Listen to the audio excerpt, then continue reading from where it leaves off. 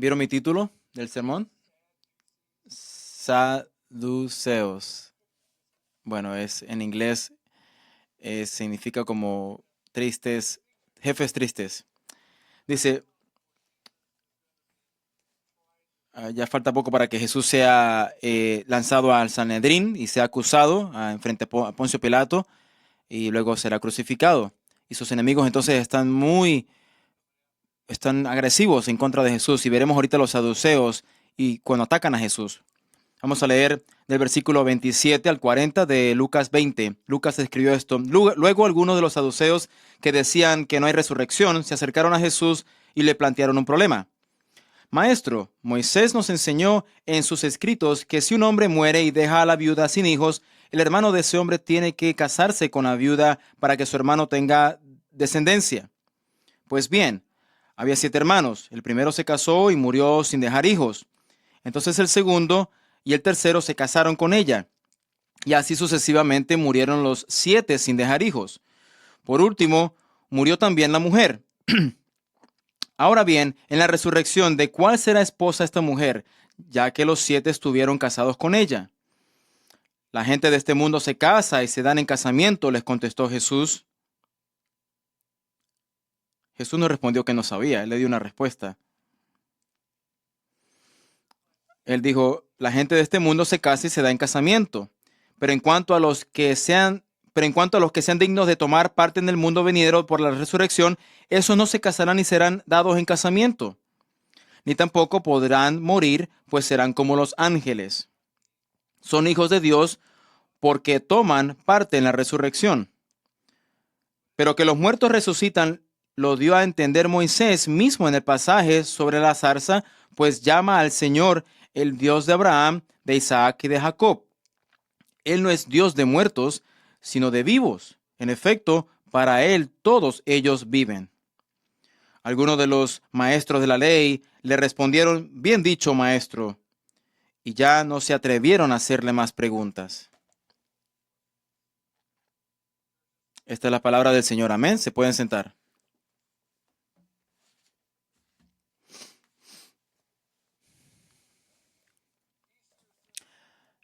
La Pascua ya viene en unas semanas, ¿verdad?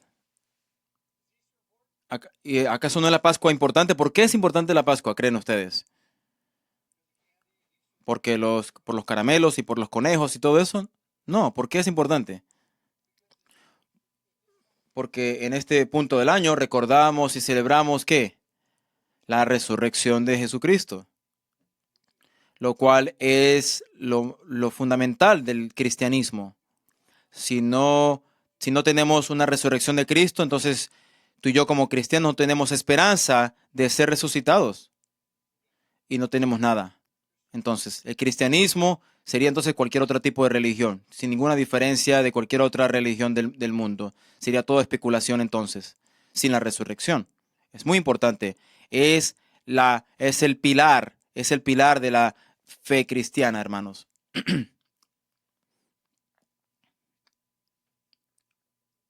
El apóstol Pablo dijo en 1 Corintios capítulo 15, él dijo esto, si no hay resurrección de los muertos, entonces ni siquiera Cristo resucitó. Y si Cristo no ha resucitado, entonces nuestra predicación es vana. Igualmente su fe en vana. Si Cristo no ha sido resucitado, entonces ¿qué estamos haciendo aquí nosotros? Es un ejercicio fútil, futilidad, sin sentido. Nos hubiésemos quedado durmiendo mejor. Más que eso, estamos encontrados ser testigos falsos, mentirosos. Si testificamos de Jesús que resucitó a Jesucristo de los muertos, pero no lo resucitó, entonces los muertos no resucitan. Y si los muertos no resucitan, entonces Cristo tampoco ha sido resucitado. Y si Cristo no ha sido resucitado, tu fe es vana o fútil y sigues en tus pecados. Y entonces aquellos que han dormido en Cristo están perdidos. Y si solamente tenemos esperanza en esta vida en Cristo, somos más dignos de ser humillados. Si no hay resurrección de los muertos, entonces deberíamos de ser humillados, deberían de burlarse de nosotros. La gente debería decir, ustedes son cristianos tristes, no tienen esperanza, porque no hay propósito, no hubiese propósito si no hubiese resurrección. No hay verdad en lo que decimos si es que no hay resurrección, si Cristo no ha resucitado de los muertos. Hay algo maravilloso, hay una dinámica milagrosa, maravillosa, que es la resurrección. La resurrección. Primero, si Jesús Primero Jesús resucitó y luego todos los creyentes verdaderos. Todos los que dicen, yo creo en esto, yo creo en esto, yo arriesgo mi vida en el hecho de que Jesús es el quien dijo que es, que resucitó. Y porque eso, entonces yo también tengo esperanza de ser resucitado. Esa es nuestra esperanza, hermanos. Y eso es evidenciado por el testimonio de cómo yo vivo mi vida. ¿Cuántos han recibido a Jesús como su Salvador? No todas las manos se están levantando. Muchos de ustedes todavía son escépticos. ¿Cuántos han recibido a Cristo como Señor también y Salvador? ¿Cuántos, cuántos para ustedes es Jesús su tesoro? Esa es la prueba verdadera. Él es mi esperanza, Él es mi tesoro, porque Él dice, donde tu tesoro está, ahí también está ¿qué? Tu corazón. Si Él tiene mi corazón, entonces ese es mi tesoro. Esa es la prueba verdadera, si piensa en eso. De eso hablamos la semana pasada. Hay 5 preguntas en la vida importantes. Solo 5, las más importantes. Todo ahí, todo cuelga en estas 5 preguntas. Y una de esas preguntas es esta: ¿qué pasa después de la muerte? Verdaderamente, ¿qué pasa en la muerte?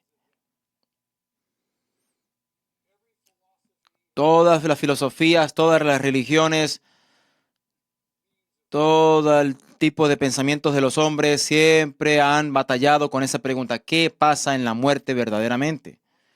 Hay muchas especulaciones, hay muchos diferentes puntos de vista en cuanto a esto. Algunas personas piensan o dicen que simplemente deja de existir, que simplemente vives una sola vez y ya, se acaba todo. Yo no sé, yo no creo eso. Salomón que Dios puso la eternidad en nuestros corazones. Eclesiastés 3:11 dice, él nos ha creado de una manera tan increíble que tenemos como un deseo de vivir más. ¿A cuántos les encanta enfermarse? No pueden aguantar, ¿verdad? Y usted ve a la gente enferma y usted les pide que le tosan encima. No, porque hacemos todo lo posible, evitarnos enfermarnos porque no queremos morirnos. Hay algo diseñado en nosotros que queremos vivir y estar sanos. Yo creo que eso habla de qué, de una eternidad, la esperanza de vida después de la muerte.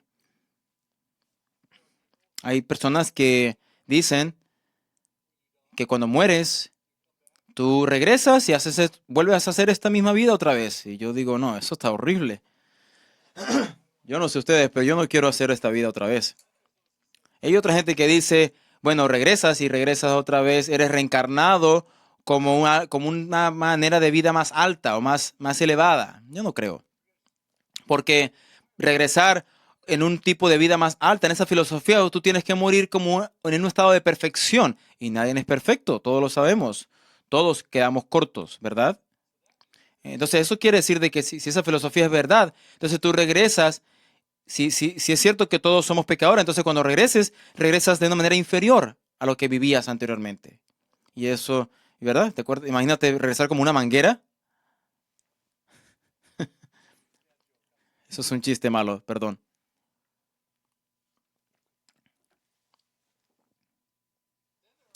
Y hay otros también, como nosotros, que creemos que hay vida después de la muerte y que morimos, trascendemos esta vida y podemos ir al cielo, pero no todo el mundo va a ir al cielo.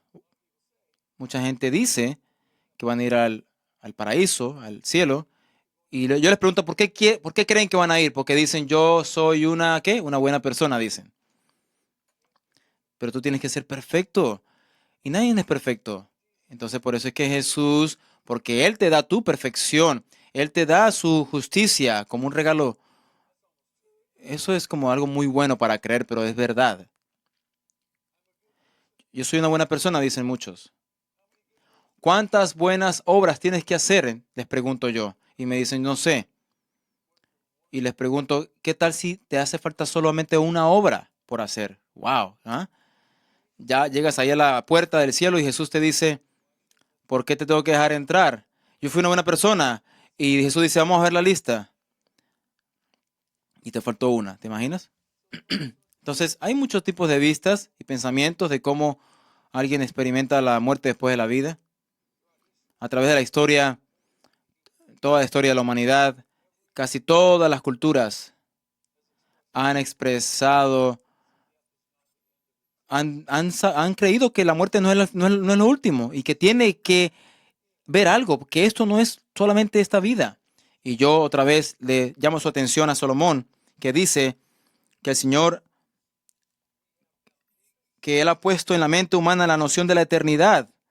Y dentro de nosotros tenemos como una hambre de vivir, unas ansias de vivir siempre. Yo creo que eso habla de eternidad. Los egipcios creían en la vida después de la muerte. Ustedes leen acerca de eso, de ellos, y ellos siempre, siempre ponían cosas en sus tumbas, ¿verdad? Como objetos que acompañaban a los muertos, ¿verdad? Para que cuando fueran a la eternidad se llevaran esas cosas. Los griegos también, del antepasado, hacían lo mismo. Los griegos ponían una moneda en la boca del difunto que, que era como para pagar el viaje hacia la eternidad. Ese río místico que ellos creían que había que atravesar para, ¿verdad? También los indios americanos enterraban a sus soldados, a sus guerreros con flechas, incluso a veces con caballos que a lo mejor iban a necesitar en la eternidad. Siempre ha habido esto de que tiene que haber algo más.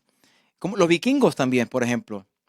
Los vikingos enterraban a los niños, a veces incluso con perros, para que los perros los guiaran a los que ellos entendían que era como un camino lejos a la eternidad. Los judíos también, históricamente, creían en la resurrección. Job, por ejemplo, uno de las personas más antiguas de la Biblia, Job dijo esto: yo sé que mi Redentor vive y que al final se levantará sobre el polvo. Y cuando mi piel haya sido destruida, todavía veré a Dios con mis propios ojos. Yo mismo lo veré con mis propios ojos, yo lo veré, no otro. Este anhelo me consume las entrañas, dice Job 19, 25 al 27. ¿Ven esto? ¿Ven esta esperanza que tiene, este deseo? David, por ejemplo, en Salmo 16, 9 al 11. Por eso mi corazón se alegra y se regocija en mis entrañas. Mi cuerpo también vivirá confiado. No me abandonarás en los dominios de la muerte. No permitirás que sufra corrupción tu siervo fiel. Me has dado a conocer el camino de la vida. Me llenarás de alegría en tu presencia y de dicha eterna a tu derecha. Entonces vemos de nuevo cultura tras cultura tras cultura creyendo en una vida después de la muerte. Pero, como veremos esta mañana, habían judíos que no creían en ningún tipo de vida futura, ni para castigo ni para recompensa. Simplemente creían que la muerte terminaba con todo. Y eso es como algo terrible, ¿no? Ellos eran los saduceos. Qué triste, ¿no? Creer así eso. Ellos creían que cuerpo y alma dejaban de existir después de la muerte. Los saduceos y los fariseos, cuando tú lees a través de los evangelios, ves que siempre ellos son mencionados juntos, especialmente en oposición ¿a quién? A Jesús. Entonces, ellos se oponían a Jesús, pero las creencias de ellos mismos eran separadas. Los saduceos y los fariseos creían cosas distintas. Los fariseos eran los más religiosos de los dos grupos. No le importaba a ellos quién gobernaba Israel. Ellos no les importaba ningún tipo de cosa política. Ellos eran contentos quedarse gobernados por quien fuese, con tal y les dejaran continuar sus prácticas en el templo y sus prácticas de la ceremonia y toda esa cuestión. Entonces ellos querían que lo dejaran quietos haciendo sus cosas. Los saduceos, por otro lado, ellos eran los ricos, los pudientes, ellos eran los sacerdotes, los aristócratas. Y casi todos los saduceos, eh, ellos hacían lo que se llamaba el Sanedrín, ¿verdad? Que es como hoy en día la Corte Suprema. Entonces ellos verdaderamente ejercitaban mucha autoridad e influencia. Los sacerdotes eran saduceos, los maestros de la ley eran saduceos, y más que los del Sanedrín. Y políticamente hablando, ellos estaban con muchas ansias de cooperar con Roma porque ellos no querían perder el poder, perder la posición y perder sus riquezas. Entonces, si ellos tumbaban a Roma, había un problema para ellos. Ellos perdían su posición, los saduceos. Los saduceos eran los que corrían el comercio en los templos. Recuerden, en el Evangelio de Juan, Jesús viene a Jerusalén, pasa y va directamente al templo. ¿Y qué hace ahí en el templo? En el principio de Lucas y en Juan también. Él limpia el templo, ¿recuerdan? Y vimos eso también aquí hace unas semanas. La segunda vez Lucas también lo escribe, que dice que viene por segunda vez a Jerusalén. Después de esta entrada triunfal, va al templo y dice que esta es mi casa. ¿Y qué hace él entonces? Lo vuelve a limpiar. No es algo diseñado para ganar amigos e influenciar personas, ¿no? Como ellos actuaban. Entonces, ellos corrían los negocios y Jesús los interrumpe 2 veces y ellos estaban enfurecidos a Jesús, completamente enfurecidos. Entonces, por un lado, Jesús, Jesús como que ataca a la teología de los fariseos y el poder de los saduceos, lo cual ellos dos estaban separados por sus creencias, pero en este caso se unían para atacar a Jesús. ¿Alguna vez ha escuchado esto? El enemigo de mis enemigos es mi amigo. Usted tiene que tener mucha odio hacia una persona para que esto suceda. Los fariseos aceptaban todas las escrituras y toda la escritura, y aparte de eso, ellos creían en las miles de reglas y reglamentos, ¿verdad? Ellos creían en la tradición de los ancianos. Ellos siempre acusaban a Jesús de que por qué no mantenía las enseñanzas de los líderes religiosos, ¿verdad? Porque tenían demasiadas reglas. Y en sus creencias, los saduceos eran como los fundamentalistas. Ellos rechazaban todas las tradiciones de los ancianos y ellos creían solamente en los primeros 5 libros del Antiguo Testamento, llamado el Pentateuco. Esa era su Biblia solamente. Génesis, Éxodo, Levítico, Números, Deuteronomio. Cualquier otra escritura que nosotros entendemos como escritura, en su mente esto era ellos lo rechazaban, ¿verdad? Lo más importante era la ley mosaica. Y ellos argumentaban de que en ninguna parte en los primeros 5 libros del Antiguo Testamento existía una mención de resurrección. Entonces, cuando Jesús dijo que ellos no creían en la resurrección, la filosofía de ellos decía para ellos en su mente que no hay resurrección, porque en los primeros 5 libros decían ellos que no se decía, que no se hablaba de eso. Y Jesús va a enseñarles que eso no es así. Los fariseos creían en la venida del Mesías y los saduceos no. Los saduceos no querían que un Mesías viniera, porque si venía un Mesías acababa con el poder de ellos y con la comodidad que ellos tenían. Los fariseos, por un lado, si usted se acuerda la semana pasada, quisieron destruir a Jesús atrapándolo o para tratar de incriminarlo en un problema ahí con los romanos, ¿verdad? Porque les preguntaron, ¿es legal pagar taxes o impuestos a César o no? ¿Se acuerdan? Los fariseos quisieron ponerlo ahí como en ese dilema, en esa trampa. Si él decía que sí, que es legal, entonces entonces va a hacer que la gente se vaya en contra de él. Pero si decía que no, entonces tiene que lidiar con el gobierno romano. Entonces los fariseos pensaron que eran muy inteligentes, ¿verdad? Cuando preguntaron esto. Pero ¿qué hizo Jesús? Él los desacreditó. Los saduceos, por otro lado, ahora es el turno de ellos. Los saduceos como que respondieron y ahora van a querer desacreditar a Jesús a los ojos de la gente como ignorante. Y van a hacerle una pregunta a Jesús que en su mente no puede posiblemente ser respondida, piensan ellos. el tema del matrimonio después de una supuesta resurrección. Ahora, lo que usted tiene que saber es esta era la pregunta que los saduceos siempre, los saduceos siempre le hacían esta pregunta a los fariseos y los fariseos no le podían responder, ¿verdad? Esta era como el as que ellos tenían bajo su manga, los saduceos. Sacaban esta pregunta para desacreditar la resurrección. Entonces ellos usan esta carta bajo la manga en Jesús, que es la pregunta sobre el matrimonio. Y esta pregunta estaba diseñada para que la idea de la resurrección fuese absurda. Ellos hacían cualquier cosa para querían hacerlo para desacreditar a Jesús.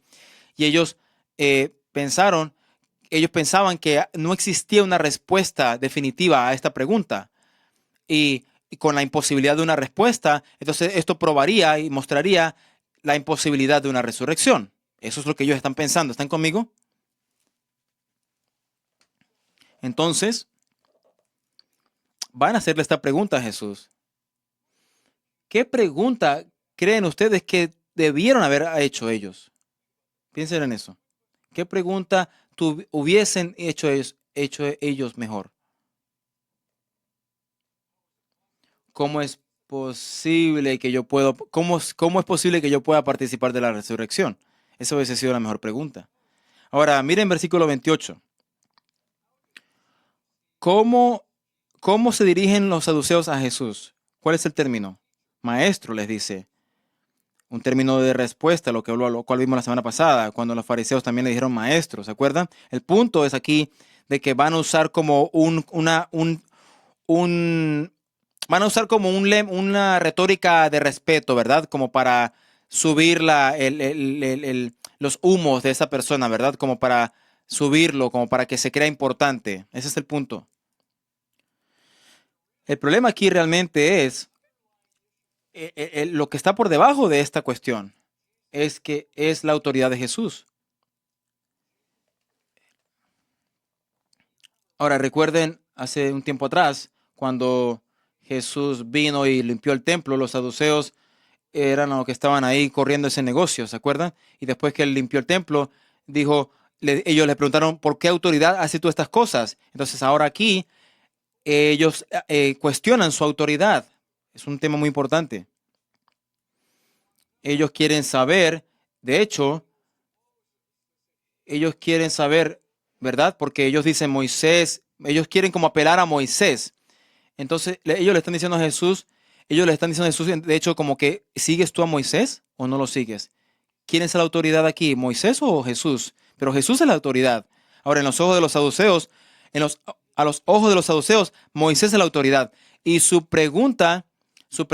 preguntas de ellos hará que ellos puedan interpretar mejor a Moisés.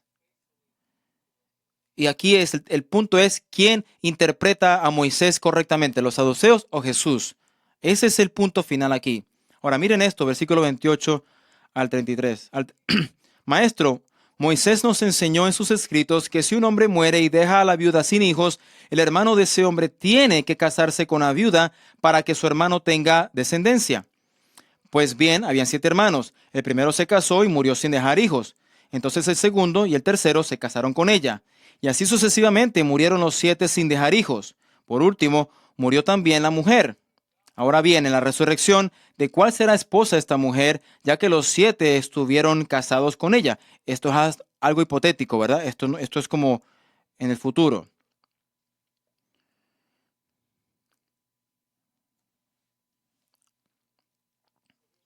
Entonces aquí está la mujer. Ella escoge ahí sobre los hermanos. ¿Quiénes son estos 7? Ella piensa, ¿con quién me caso de estos 7?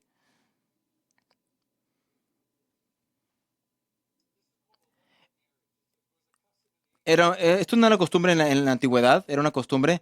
Levirate viene de la palabra lever, no sé cómo traducirlo, lo cual significa como el esposo de mi hermano. Simplemente era una manera en esas culturas de atrás de mantener un hombre, mantener una descendencia, ¿verdad? Cuando el hombre no tenía hijos con su esposa, entonces su hermano se casaba con ella en su lugar Y vemos esto codificado en Moisés, en Deuteronomio, versículo 25.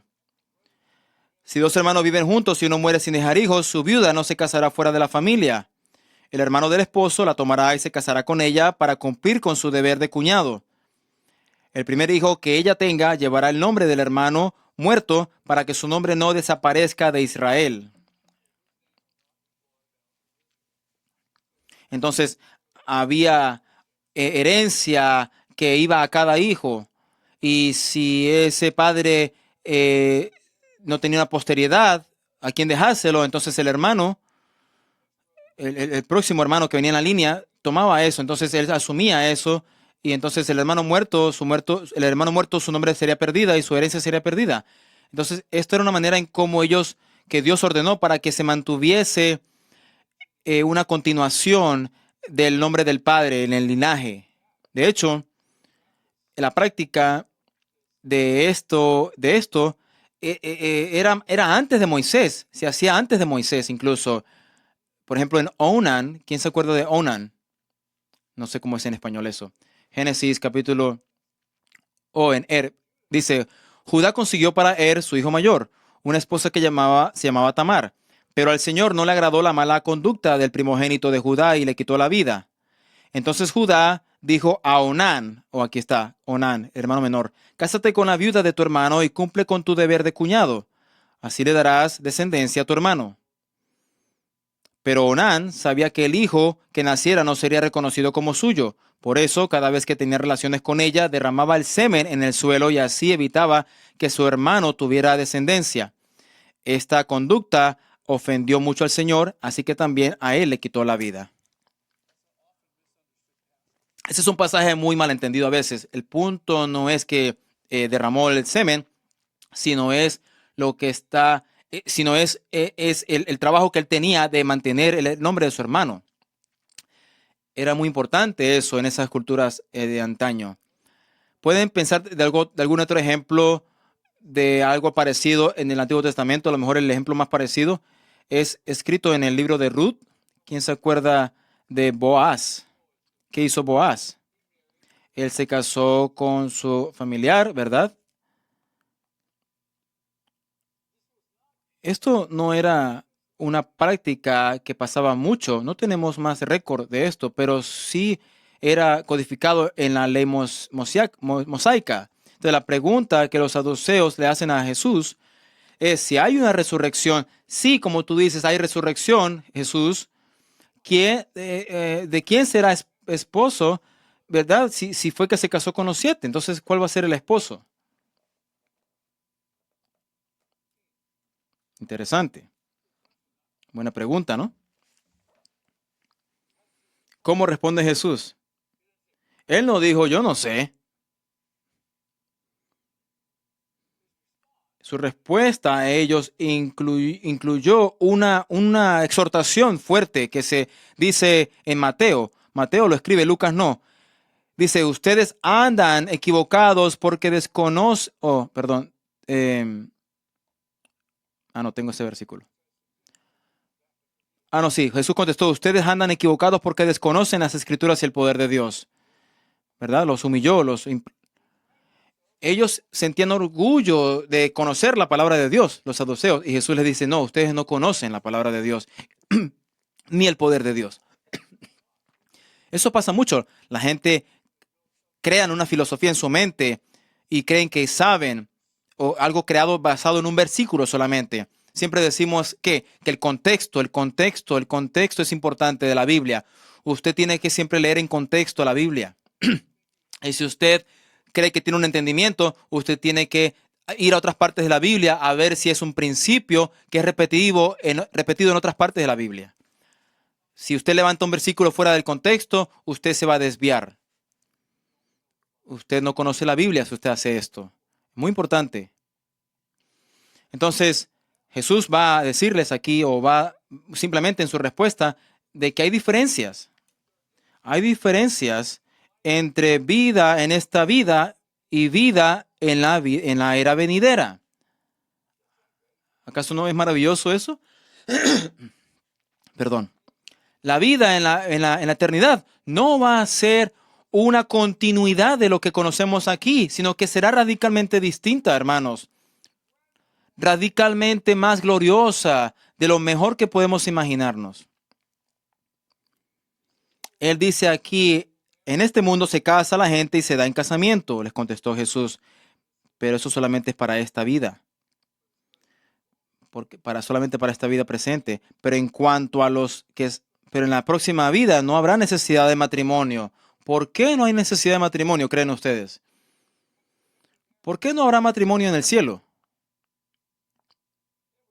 Porque no lo necesitamos, simplemente.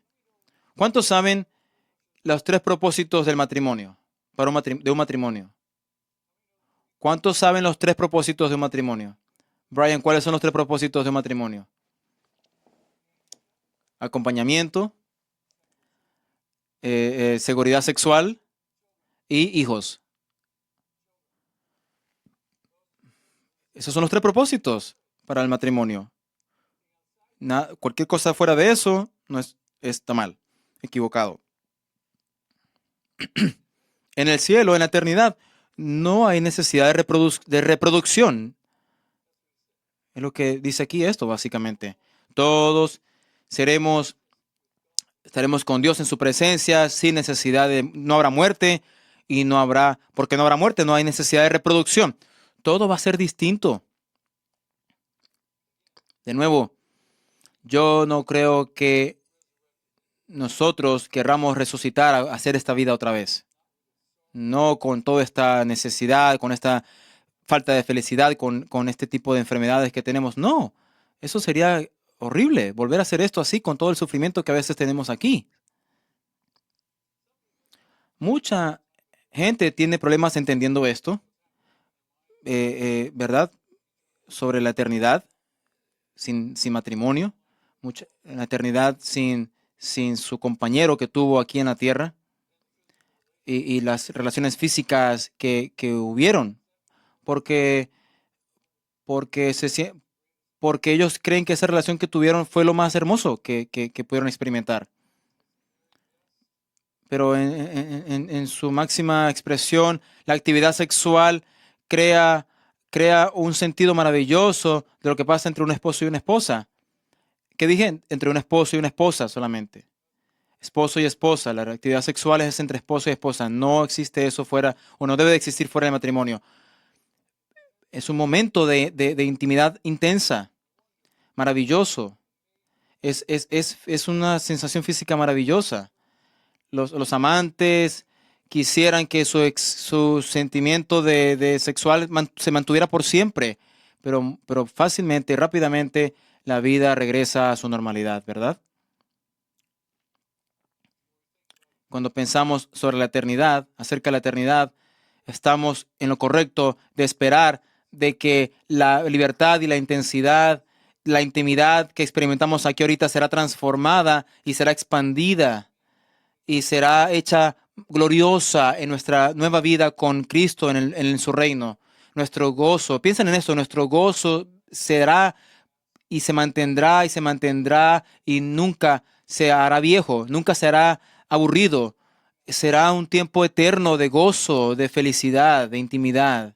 No sabemos exactamente lo que Dios tiene planeado para nosotros, pero confiamos en su amor, en sus propósitos, y sabemos que sus propósitos son buenos para nosotros. Miren lo que dice Pablo en 1 Corintios 2:9.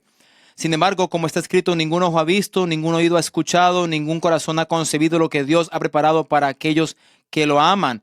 Dios está queriendo explotar nuestra mente de lo maravilloso. Cuando lleguemos ahí seremos asombrados y será en eternidad, por siempre. Yo creo que es maravilloso, ¿verdad? Y la belleza y lo que sentimos ahorita simplemente es una muestra, una probada de lo que Dios tiene para nosotros, de unas experiencias mucho mejores. En el reino de Dios, nuestra relación primeramente es con Dios y luego con nosotros, y seremos tan llenos de amor y de gozo y de paz y de intensidad que que lo que experimentamos aquí en la tierra será como algo tan bajito, incluso si lo pudiésemos recordar, lo cual yo no creo que recordaremos eso. Isaías dice que las cosas pasadas las hemos olvidado. Las cosas pasadas ya no las recordamos. No, no creo que recordemos lo que pasamos en esta vida, las cosas feas de esta vida, porque nuestras vidas estarán tan llenas de paz y de gozo y de gloria que simplemente estaremos viendo a Jesús frente a frente. Veremos al Padre.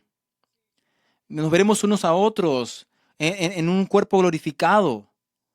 No creo que nos acordemos de las cosas de este mundo.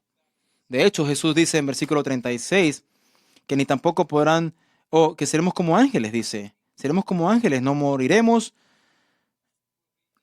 seremos inmortales. Los ángeles son seres inmortales. Ellos viven sobre cualquier tipo de ambiente físico. De hecho, Pablo dice en 1 Corintios 64, dice que juzgaremos a los ángeles. Entonces, por un momento fuimos creados bajo los ángeles, pero en el cielo estaremos juzgando a los ángeles, estaremos por encima de los ángeles. Él dice que va a recrear, Dios dice que va a crear una tierra nueva, una creación nueva, todo nuevo. Jesús es el heredero de todo eso y nosotros somos coherederos con Cristo Jesús de lo que viene. Tú y yo reinaremos, reinaremos sobre una creación nueva. ¿Acaso no es maravilloso eso? ¿Cómo será eso? Una creación nueva, una tierra nueva. Piensen en el universo como es ahorita, que es impresionante, que ni siquiera puedes entenderlo de lo grande que es. Y vamos a reinar sobre todo eso y juzgaremos a los ángeles. No nos convertimos en ángeles, quiero aclarar. Alguna gente me dice, oh, Dios se llevó otro ángel. No, no, no, él ya tiene muchos ángeles, él no necesita más ángeles. Nosotros no nos convertimos en ángeles cuando morimos, no. Olvídense de eso. Y luego, en versículo 35, sobre los que son considerados dignos de tomar, de recibir esa vida eterna, eso era una advertencia dirigida a los saduceos. Cuando dice, pero en cuanto a los que sean dignos de tomar parte del mundo, porque los saduceos no eran dignos, porque ellos rechazaban en creer que había una vida eterna y ni siquiera tenían deseo de buscar esa vida eterna o de indagar sobre esa vida eterna. Él les habla directamente a ellos y los advierte. Fe, solo a través de la fe en Cristo Jesús es que la gente es hecha digna para heredar la vida eterna. No hay otra manera, hermanos. La Biblia dice que somos concebidos en pecado, nacemos pecadores y rebeldes en contra de Dios. Y tú dirás, no, yo no. No, sí, también tú. Sí, también tú. ¿Hay alguien aquí que sabe que es orgulloso?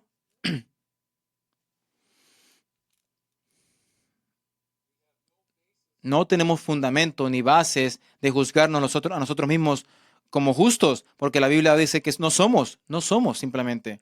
Isaías dice que todas nuestras buenas obras son como trapos sucios para los ojos de Dios.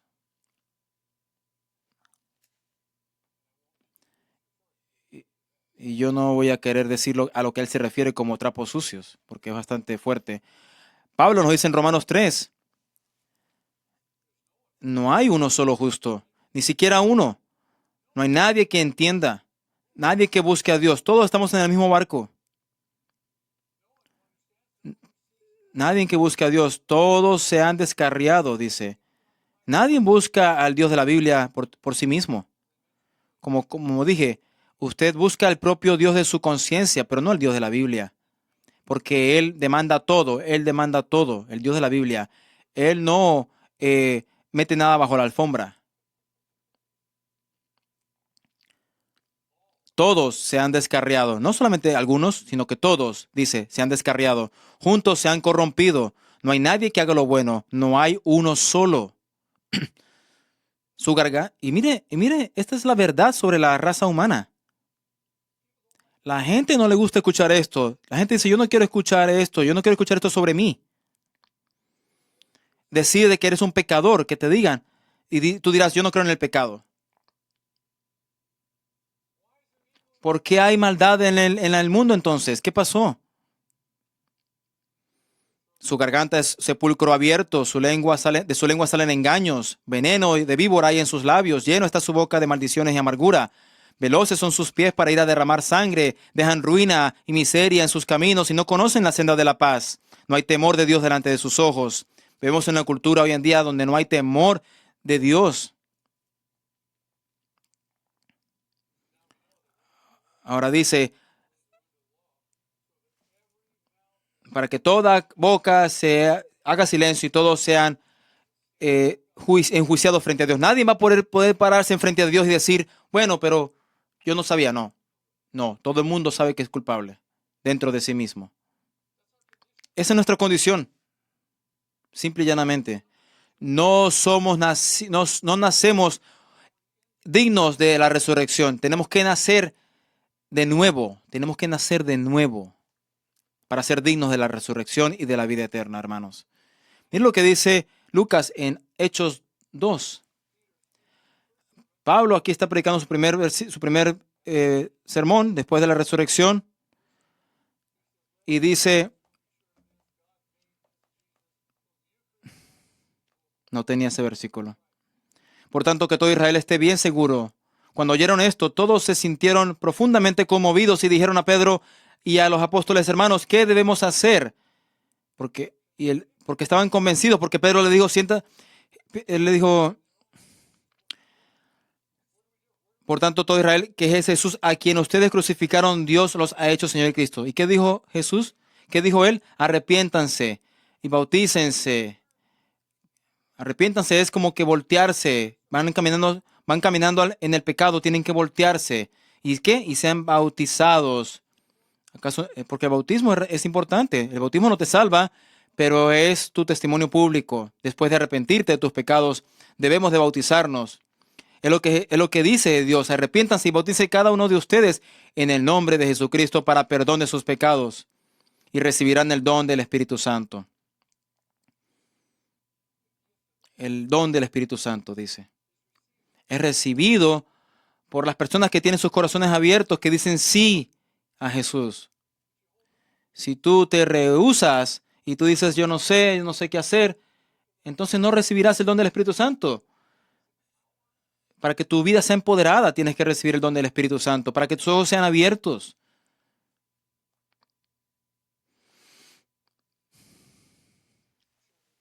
Como hijos de Dios, hijos de la resurrección, nosotros poseeremos la llenura completa de Dios, la vida de Dios.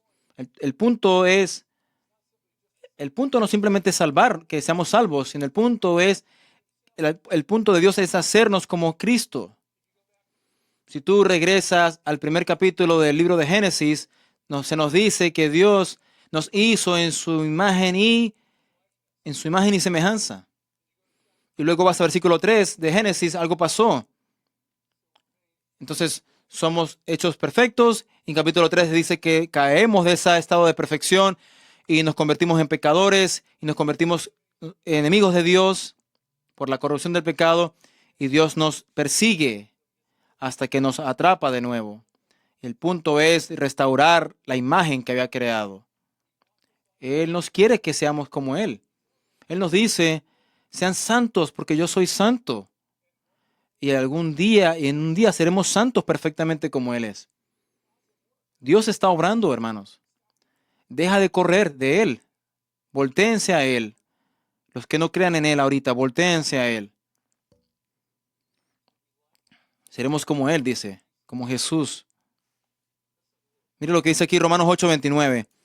Porque a los que Dios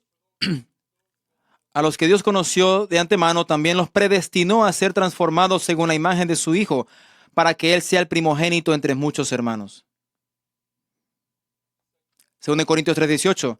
Así todos nosotros que sabemos que con el rostro descubierto reflejamos como en un espejo la gloria del Señor, somos transformados a su semejanza con más y más gloria por la acción del Señor, que es el Espíritu. Entonces, si tú eres un cristiano real, tienes el Espíritu viviendo en ti y el Espíritu está obrando en ti para transformarte, para que seas más semejante a Jesús. Entonces tienes que preguntarte, ¿estoy siendo conformado más a la imagen de Cristo? Y no hay mejor persona que le preguntes que a tu esposo o a tu esposa. Pregúntales, ¿me estoy convirtiendo más como Jesús? ¿Me parezco más a Jesús? Primera de Juan 3:2 dice, queridos hermanos, ahora somos hijos de Dios, pero todavía no se ha manifestado lo que habremos de ser. Sabemos, sin embargo, que cuando Cristo venga seremos semejantes a Él, porque lo veremos tal como Él es. ¿Pueden imaginarse cuando veamos a Jesús? Hemos leído acerca de Él, hemos hablado acerca de Él, pero algún día de verdad lo veremos cara a cara y al Padre también. ¿Pueden imaginarse eso? Acercarse al trono de gracia en el cielo. Wow. Entonces Jesús de manera efectiva ha demostrado que, que el rechazo de los saduceos a la resurrección es basada en ignorancia, en lo que cabe, en lo que apunta a la resurrección. Ahora él habla sobre el punto de sobre lo que ellos creían de que el Pentateuco no hablaba de la resurrección. Él cita a Moisés, Jesús cita a Moisés. Moisés, el cual los saduceos respetaban y ellos lo usaban, ¿verdad? Entonces ahora Jesús también cita a Moisés para demostrarles y dice, pero que los muertos resucitan, lo dio a entender Moisés mismo en el pasaje, y Moisés habló sobre la resurrección. Los patriarcas, Abraham, Isaac y Jacob, ya habían muerto por hace más de 100 años. Pero Moisés dijo en el pasaje sobre la zarza, ¿a qué pasaje se habla aquí Jesús? ¿Se acuerdan de lo que hablaba eso? Esto está en Éxodo 3:6. Moisés está ahí caminando ahí, siendo pastor, cuidando sus ovejas, y de repente mira y de repente ve a una zarza en fuego, un arbusto en fuego. Ahora, era usual en el desierto que los, que los arbustos de manera espontánea tuviesen fuego. Pero ¿qué era particular de este arbusto? Era que no se estaba quemando. Y Moisés pensó como que, voy a ver qué es esto, porque no se está quemando, aunque tiene fuego. Y se acerca al árbol y una voz habla de ese árbol. ¿De quién es esa voz? La voz de Jehová, de Dios. ¿Y qué le dice a Moisés? Quítate tus zapatos porque estás en tierra santa, tus sandalias. En otras palabras, tú estás en la presencia de Yahweh, de Jehová, el gran yo soy. Entonces Jesús lleva a los saduceos a este versículo, y los saduceos sabían sobre esto. Está ahí en el Pentateuco, en los primeros 5 libros de la Biblia. Y él escribió, de hecho, que los patriarcas siguen vivos. Siguen vivos los patriarcas, dijo. Y en ese pasaje de la zarza, Dios usa el verbo presente cuando le dice a Moisés, yo soy el Dios de tus padres, el Dios de Abraham, de Isaac y de Jacob. El verbo presente lleva una esencia de la relación continua de Dios con los patriarcas. Ellos no están muertos, ellos están conmigo. Dios tiene una relación continua con ellos en el cielo. Él es el Dios de los vivos, no de los muertos. Los patriarcas todavía están. ¿Se imaginan lo loco que fue eso para los saduceos? Y ellos se dirían entre sí, ¿escucharon eso? ¿Qué es lo que dijo? Otra vez, Mateo dice que Jesús los reprendió y les dijo, ustedes no conocen las Escrituras ni conocen el poder de Dios. Cuando él habla sobre el poder de Dios, él está hablando sobre el poder de Dios de reconstruir el cuerpo o de rehacer el cuerpo. Él puede tomar el polvo que está ahí en el féretro o en el suelo en las cenizas o debajo del mar o donde esté el cuerpo. Y Dios es poderoso para tomar esos granos de esas cenizas del cuerpo y volver a crear un cuerpo nuevo. Pero en este momento, en esta otra oportunidad, será un cuerpo único, un cuerpo glorificado, hermanos. Dios no es el Dios de muertos, sino de los vivos. el Dios de los vivos.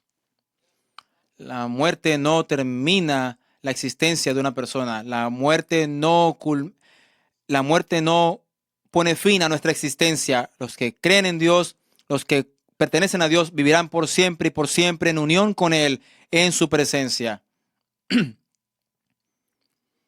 Aquellos que mueran sin Cristo o sin creer en Cristo, ellos también serán resucitados, pero para el castigo eterno.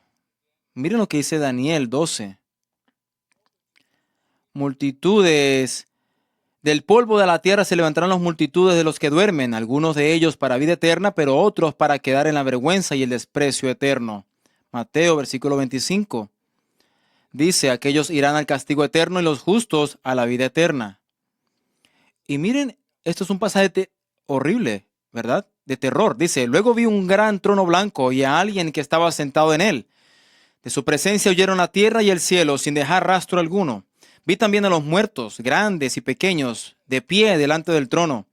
Se abrieron unos libros y luego otro que es el libro de la vida. Dios mantiene libros. Los libros fueron abiertos, dice. Y otro libro, el libro de la vida. Los muertos fueron juzgados según lo que habían hecho, conforme a lo que estaba escrito en los libros. El mar devolvió sus muertos, la muerte y sus dominios devolvieron los suyos. Entonces cada uno fue juzgado según lo que había hecho. La muerte y sus dominios fueron arrojados al lago del fuego. Este lago de fuego es la muerte segunda.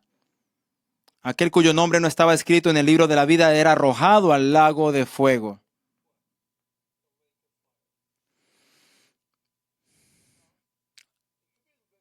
Puede ser algo confuso porque él tiene los libros, él está escribiendo todo en los libros.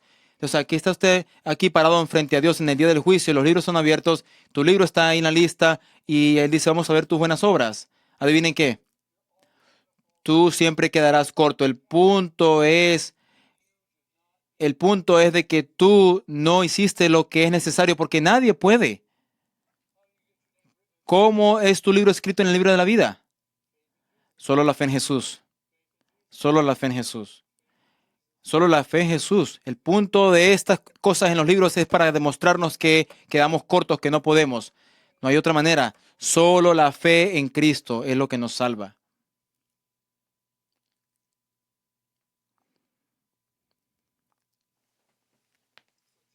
Entonces Jesús le responde a los saduceos, o la respuesta fue devastadora para ellos.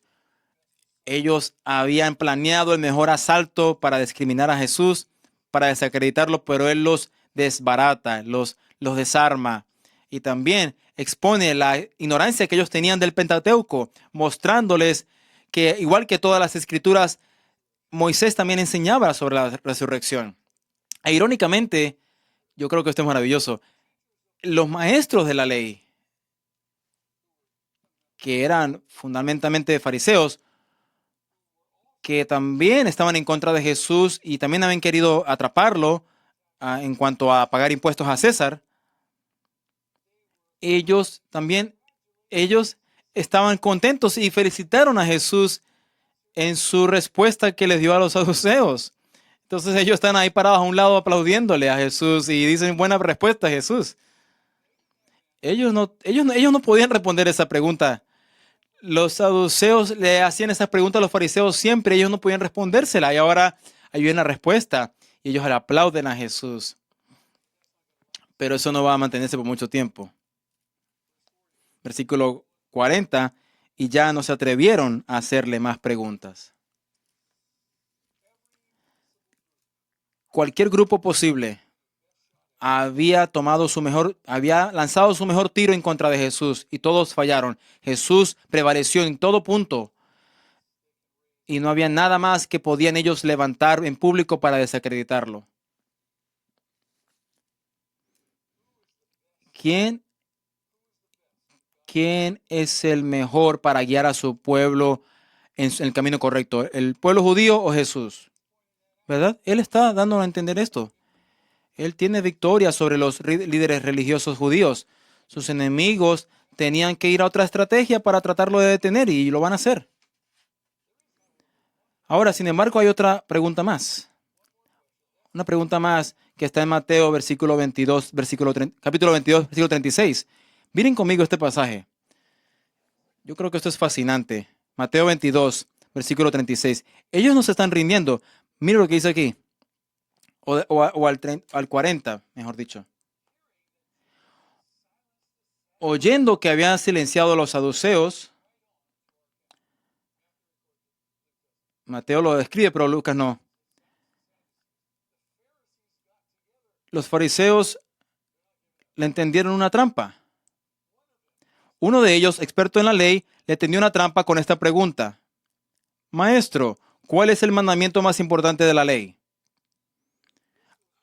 Esta era la pregunta más difícil que se argumentaba en ese entonces en los saduceos. Habían 600, más de 650 leyes en la ley mosaica. Más de 600 leyes. La pregunta, ellos la dividían entre leyes inferiores, leyes mayores. Pero ¿cuál es la pregunta? ¿Cuál es la ley más importante? Los fariseos debatieron eso por mucho tiempo. Los fariseos. Esta es la pregunta que ellos tienen para Jesús. Los saduceos hicieron la pregunta sobre la esposa y los maridos, y ahora los fariseos le preguntan a Jesús cuál es la ley, cuál es el mandamiento más importante, pensando que lo van a atrapar en este dilema.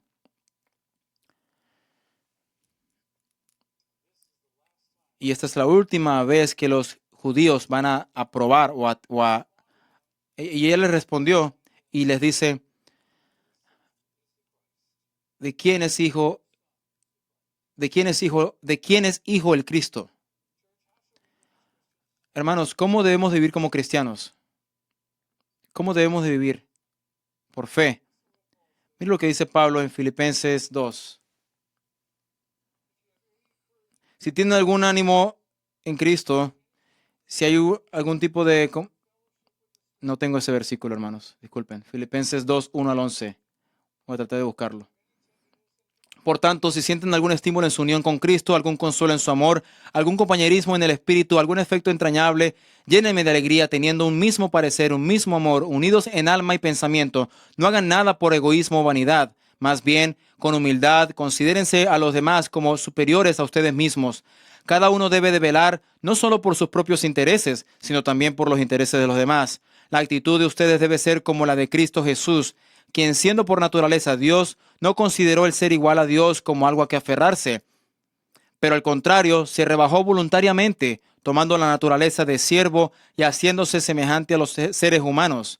Y al manifestarse como hombre, se humilló a sí mismo y se hizo obediente hasta la muerte y muerte de cruz. Por eso Dios lo exaltó hasta lo sumo y le otorgó el nombre que está sobre todo nombre, para que ante el nombre de Jesús se doble toda rodilla, y en el cielo y en la tierra y debajo de la tierra, y toda lengua confiese que Jesucristo es el Señor, para gloria de Dios Padre. Amén.